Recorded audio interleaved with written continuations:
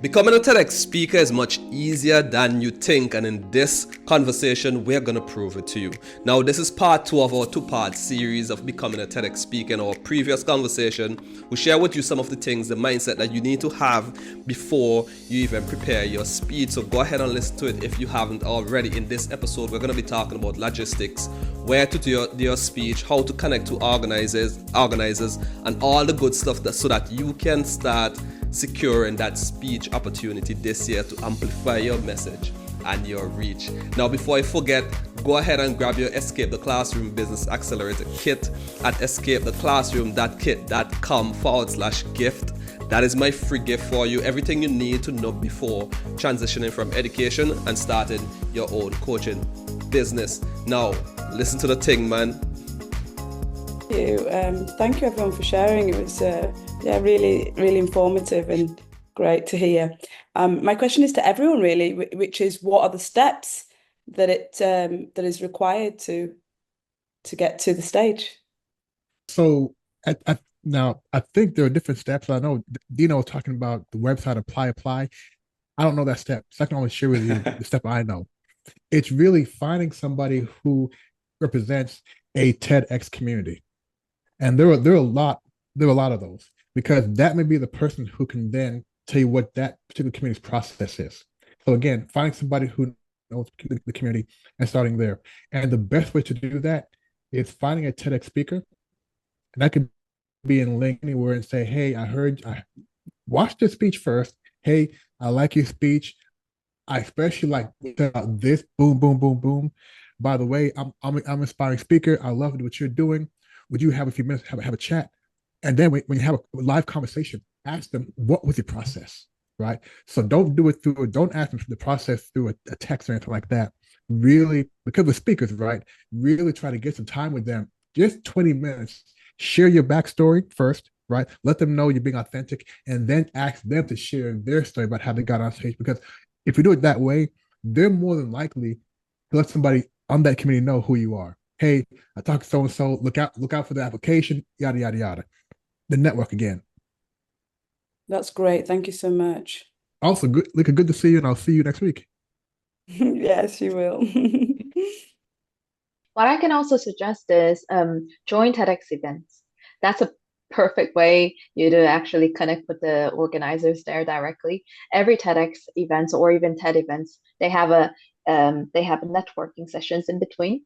Utilize that to really connect with the volunteers and ask them questions. Who is actually the organizer? And then they can connect you with, like, the head of the organizer, and then that's how you can do it. Also, just share the event page. That's also one of the things that I use to apply. They literally have, like, you pick the location and everything, and then they give you a list of the upcoming TEDx events. However, usually the events that you can see in the homepage is actually the speakers are already pre-arranged before they even register there. So what I also suggest is there are events that is happening next year that doesn't have much information, that only have the organizer. What I did is I literally sent a cold email, for example, to the universities, to the schools, or to the event organizing committee. I send them email out, and I saw you next year you're hosting the event. I'm this. I have this kind of topics. This is me, and then share their profile. Usually they finish up the speakers line 6 months before. So try to find any events that happens next year. Yeah, fantastic. Thank you. Always to get to know the organizers. So once you get to know organizers and let them tell you that when they open for speakers, there are so many TEDx stages. It depends on where you want to get on. It's actually easier than all of us have thought, because there are so many. That's actually my second question. How do people choose the location? Because for me, I would just choose based on where I am. So I would just choose Singapore. But I've noticed that in Singapore, a lot of the professional speakers here, I've seen them doing TEDx on stages that are so far away. So yes. I'm assuming, is there a criteria? Is there something that's typically why people choose those further away locations? Maybe. For me, I'm based in Singapore. For those of you who don't know, But when it so happened that my first TEDx talk was in Silicon Valley, because I was there on a business trip and met people there. So I think that's how it happened. But for some of my friends or even clients who want to get on TEDx stages, I always say that because Singapore is also can be crowded. So if you can choose whichever you like, maybe even some exotic scenic places. You say, okay, I want to go there, and then find out the TEDx stages there. Come to China. Yes, because it doesn't matter as long Not it sure doesn't about matter that. where you speak. Doesn't matter where you yeah. speak. Yeah, as Like, long as I'm you spoke, your video will be on yeah. TED.com. TED.com. Yeah. I'm also flying to another city tomorrow for the TEDx. That doesn't have to be your own city. You can even be Malaysia or Indonesia, right? Very close. Yeah. Well, like I think as Dassel said, go to the site and see where the events are happening, because the interesting thing is these organizers have an event every year. Yeah, so they're always looking for speakers. The great thing is they are looking for speakers. Yeah, they are looking for speakers. So definitely, if you're really interested in it, connect with some organizers, and people like people. Yeah, you may start building a relationship with an organizer this year on LinkedIn. You guys know each other. Maybe you meet for coffee because, you're in Singapore and you be talking about your stuff. She see your stuff and they'll be like, oh, like we have an event coming up next year. Would you love to be a speaker? Yeah, things can happen like that. Yeah. And Thank you look, so if much. you want Go ahead, Colin. just to add to that, Lika, if you want to be strategic about it, then really doing your search, look for those smaller towns that are further out, where they may not have too many people applying there. They may not have many resources. It's just playing the numbers, right? If you really want to be able to compete and stand out, then I would say do that as well. And also, one thing about TEDx, they definitely want to have a wide diversity in their speakers. So sometimes being of darker skin, going somewhere where there aren't a lot of darker skinned people, right? That may also give you Perfect. a big opportunity to get on the stage. Yeah, Yeah, I definitely, really resonate with that. definitely. Thank you. Yeah. Oh, I actually wanted to add one more thing, because I think this is actually main reason why all the audience is here, like how to get on the TEDx, right? TEDx, when you're usually applying for the TEDx, filling out the form, they always ask for any reference videos that you speak before. So try to get out there, speak as much as possible, get yourself recorded a lot.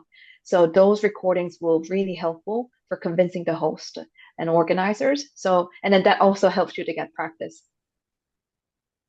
Awesome. I hope that your question was answered, and thank you so much for asking. Awesome. Sophia, I can see the smile on your face is telling me that you also have a question. What is your burning question, Sophia? Yeah, actually, I have two questions. Yeah, my first question, Dasso just mentioned that TEDx will ask for a reference video. So if you are really new, like totally new, how do you get your first speaking opportunity? It could be TEDx or it could be some other platforms, but how do you get your first one when you don't have anything to show them? So, when I first became a full-time coach, and actually I didn't even decide myself to be a career coach. How I decided is that, okay, let me just put myself out there and talk about my stories and see what people why they look for me, for what kind of help, right? So I began to attend a lot of events, speaking events. And after the event, I talked to host, hey, I wanna be in a stage. You offer them. And especially I utilize the Toastmasters. I know in China there are a lot of Toastmasters. They always welcome the speakers. And there are some Toastmaster contests, or Toastmasters usually have a one feature speakers. So you attend there, become a little like sub speakers first time, and then showcase yourself, and then later offer them, I want to be a spotlighted guest speaker. Then you become a recorded 10-minute speech, and then you also get yourself practice, and you can use that video to showcase as a reference to the TEDx team. Or you can organize a group of friends and then do a recording. You give the speech to them and then do the recording. And that's very safe because your friends are going to be there to support you. You can cue up. You can tell them, "I want you to laugh a little bit when I say this." Right? They can really, you can really, and they're your friends. Right? They want to support you. But also, one thing to consider: if you don't have a good video, when you make an introduction video to TEDx, not 2 minutes, about 3 or 4 minutes, and really show them your energy, show them what you're going to talk about, really engage them so they can see just through your energy and your intellect that you would be good on stage. So again, there are ways to manufacture videos that you can still use if you don't have a professional video. Mm-hmm. But I really, really recommend, Sophia, if you're new to the like TEDx or even public speaking, you need to get over the stage nerve. TEDx stage is a huge nerve. Even me myself, I have so much experience in public speaking, but the TEDx speech was a really nerve. So really get yourself out there to the strangers, in front of strangers, make a lot of mistakes before the actual TEDx speech. That's really my biggest recommendation. Okay, thank you all so much. I have another question. Just now we talked about how to apply all these things. So what is the selection criteria from the organizer? Because if I know the criteria, then when I apply, I will be more strategic what kind of information I provide. Then you'll have to ask them. Yeah, every organizers have different criteria, right? The topics wise, as Colin said, the diversity wise. Yeah. One thing I can even add to it in terms of the criteria, I think now if you're still watching and listening, that means you're enjoying the episode. So go ahead, drop a comment and let me know what you love about the episode. As I said, I'm double downing on YouTube, and this would be across all the major podcast platforms. So I'm not sure if I'm doing this right or not. And the only how I'll know is if you leave a comment and let me know. So thank you so much and continue to enjoy the episode. Big up yourself. The criteria, I think people like people.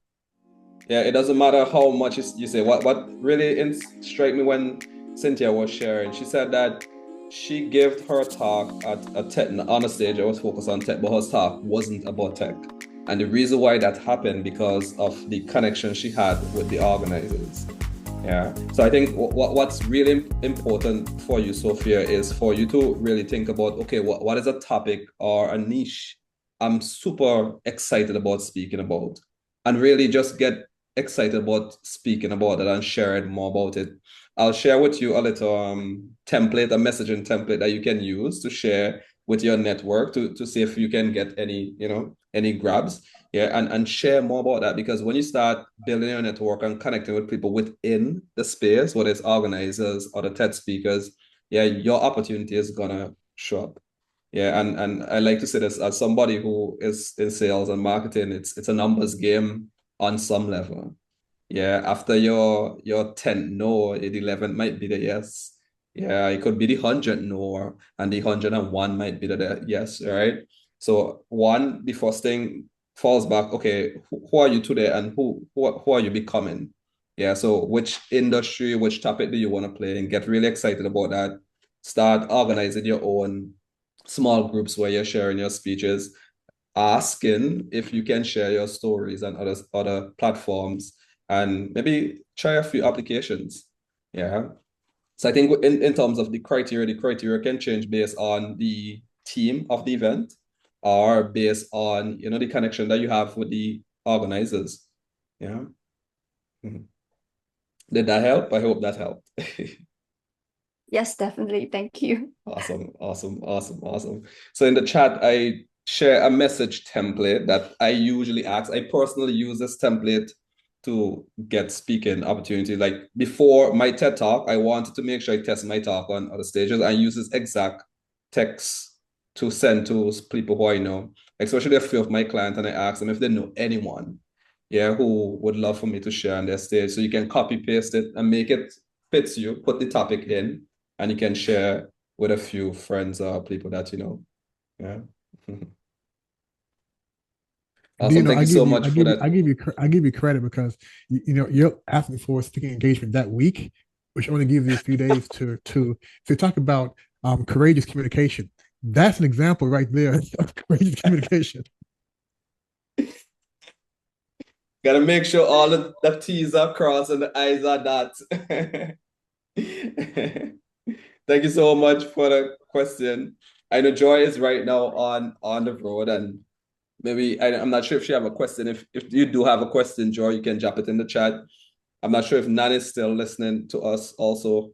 If you also do have a question, you can drop it in the chat.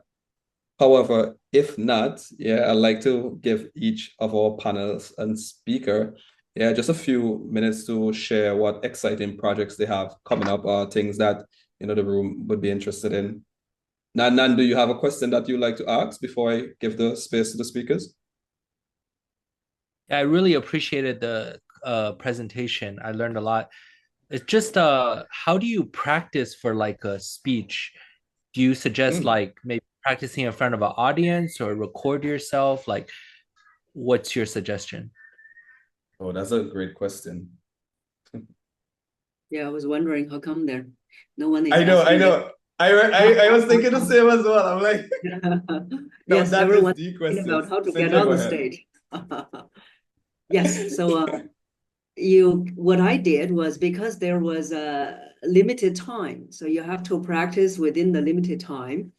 What I did was, usually I don't write my speeches, but for TEDx speech, I wrote it down, and also I practiced and timed myself. Mainly I practiced myself and recorded, timed, and so that I can speak in the limited time and also a limited duration, and also to listen back to see that what are the areas that I can further work on.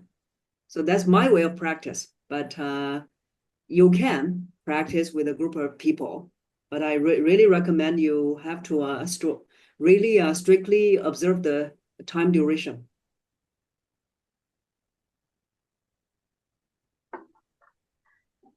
I think like one of the biggest mistake many public speaking practitioners make is they try to practice alone, and I really don't recommend it.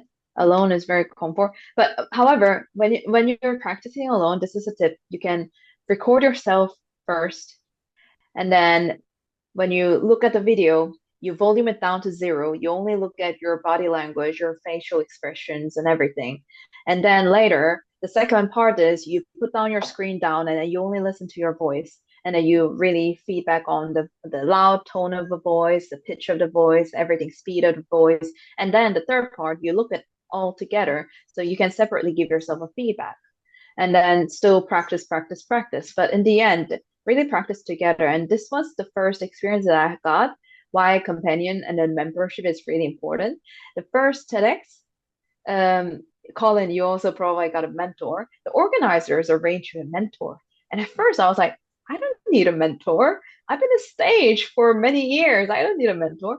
But when I actually start speaking in front of her and getting practicing with her, with the third eye, she gave me a lot of feedback that I missed.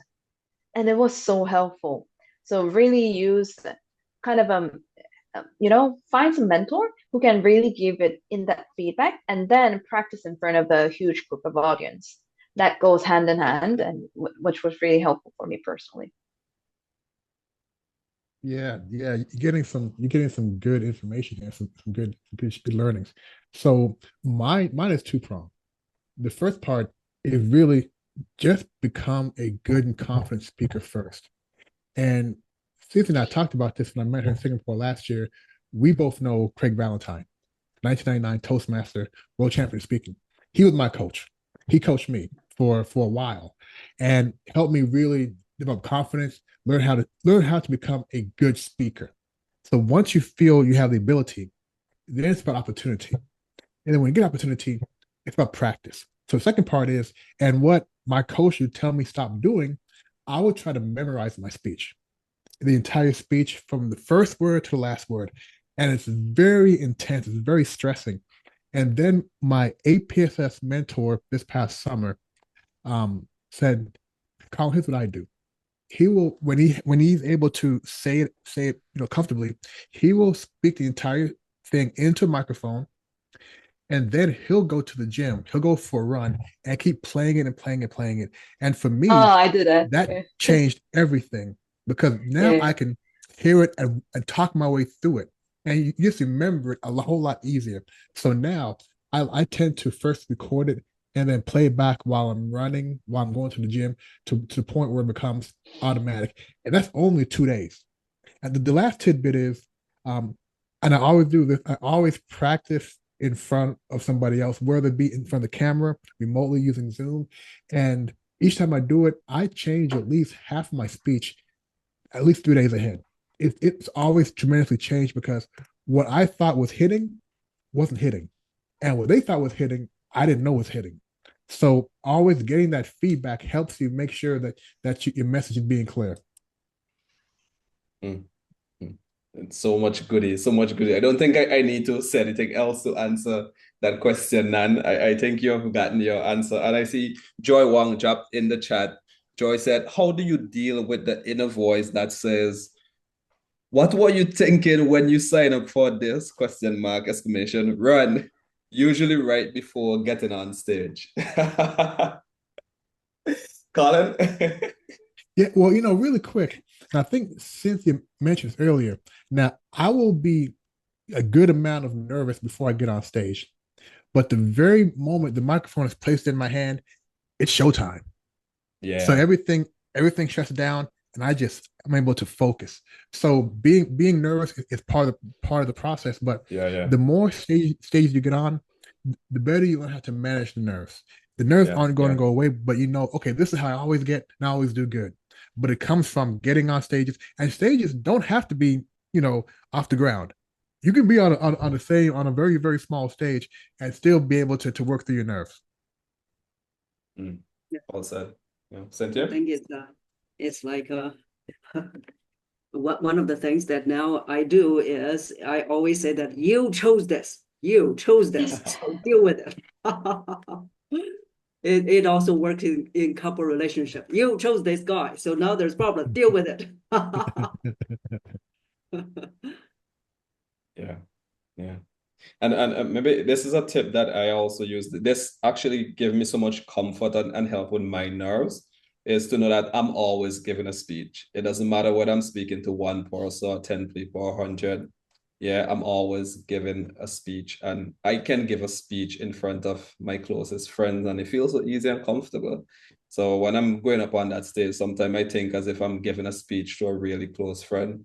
Yeah, and that bring a sense of comfort as well. Like the nerves is a part of it. Yeah, you would feel it, but don't wish it was easier. Yeah, wish you have the internal resilience, yeah, to handle it, yeah, and become stronger. Yeah. I actually wanted to add this, and it's not about the nerve, but it's about this inner voice. What were you thinking when you were signing up? I actually thought of this not before I'm getting on the stage, but actually when I was practicing and preparing for it, because it took a lot of time and effort than I thought. No other public speaking I've ever put so much time and energy on it because of first, because of the pressure that is going on the YouTube official page, and I'm non-native English speaker. I didn't want to even miss any certain grammar or any, words, say something stupid, right? And then the second, the time, limited time. I can speak 1 hour without preparing, but to speak less than within 15 minutes, you really need to tone it down and then master the storytelling skill. So when I was preparing, that's when I think, what were you thinking when you signed up this? But as I mentioned, I focused on who am I becoming during this process? What kind of person am I growing into? So that really caught myself up and in practice. Awesome. Thank you. Thank you so much, each of you, Cynthia, Dassel, and Colin. And thank you for each of you who are tuning in. And I'd like to give each of you an opportunity to share, yeah, what you are working on and how others can get connected with you. Yeah, this conversation would be posted on my podcast as well. So it's going to be evergreen. So if there's something that you love people to know, one word that you love them to remember about you and why, as well as what are you working on? Yeah, Colin? Yeah. I don't have one word that they can remember me by. And what I'm working on, it's going to seem a little odd. Next week, I'm going to Singapore to attend the APSS, the Asia Pacific Speakers of Singapore. It's their yearly conference. And last year, 2 years ago, I watched it online. No, 2 years ago, I didn't even watch it online. Last year, my mentors told me to go, so I went. And I was sitting in the chair, looking at the big stage and saying, hey, man, I want to get on the big stage. And this year, I'm a breakout room MC, which to me is great because luckily I'm in the big room on the big stage. So I'll be up there on the big stage all day, getting some video, also getting some good video, right? Being on stage. But more importantly, I'm now going from just being in a seat watching people to really being more involved. And the main thing here is, as I'm going to be the MC in the breakout rooms, it allows me to interact with the speakers and the audience. So it allows me to further develop my network. And because I don't live in Singapore, this is one of my own opportunities to really network in a natural, authentic way with the speakers and with the other members to get to know them, because they're also a tremendous network to upscale and to opportunities. So I'm working on making the most of my time in Singapore next week. Awesome. Thank you so much for that. And congratulations on that milestone. Let's keep it coming, practicing what you preach. Cynthia? I am working on my second book. So on the estimated publication time is this September. So the manuscript has finished. Now is the publishers are doing all kinds of back-end work, but I'm still involved with the editing. Awesome. And what would the second book be about? What's the theme behind this one? So the second book, the title is Develop Your Leadership Voice. The first book was Influence Through Voice. Awesome. Awesome. Yeah, so to keep in touch, I think people just can find me on LinkedIn. Go to LinkedIn, search Cynthia Voice Coach. You should be able to find me. Awesome, guys. You hear that? Check out Cynthia on LinkedIn, as well as go and grab her book. Yeah, if you want to develop your voice, your vocal pulse. Yeah, she's the lady within the region to be looking at. And that's okay. Yeah. Well, if you feel lost during your career journey, then I'm here for you. I help you gain clarity and courage to navigate your own career transition. So you can also find me Tassel-Lily-Kin, and I'm a career coach for you, waiting for you. Thank you. Awesome. I just want to thank you guys so much again for sharing your expertise, sharing your knowledge. And I want to thank each and every one of you who showed up. Yeah, Sophia, Joy, Elika, you guys could have been elsewhere on this beautiful Thursday evening, but you chose to show up. And I'm looking forward to see when you get your first TEDx invite. Let us know. Yeah, connect with us as well on LinkedIn. Yeah, let's stay in touch. Maybe sometime you come over to China, or maybe I'm in Singapore. Yeah, Colin is already going to Singapore. Cynthia is already in Singapore, and that's what I am here in China. So we'll be looking forward to connect with you. Thank you so much, and do have a wonderful evening. Now, if you made it all the way to the end, that means you need to go ahead and click the subscribe button, follow the podcast, because we are trying to grow a community of educators that is passionate about making an impact and a difference and live a life of abundance while doing it. So right now I'm trying to grow this YouTube channel, and we're double down on YouTube. So I'm asking you this favor. If you enjoyed the episode, go ahead, subscribe, comment, and do all the things that you do on social media. Also, don't forget, go ahead and grab your Escape the Classroom Business Accelerator Kit at escapetheclassroom.kit.com/gift and get everything that you need to prepare your transition from your job in education to starting your own business. Now, this is my gift for you. So let's keep leveling up. And if you have any questions, drop them in the comment as well. The next episode, I'll be bringing on my friend Ben Baggs, who will be teaching us about sales. And we're going to go into all the juicy stuff. How do you actually take your product, your skill, and the service that you offer and monetizing it by presenting it in a way that your client understand the value that you're creating? New episode every week, 7 p.m. China time. Get the thing, man.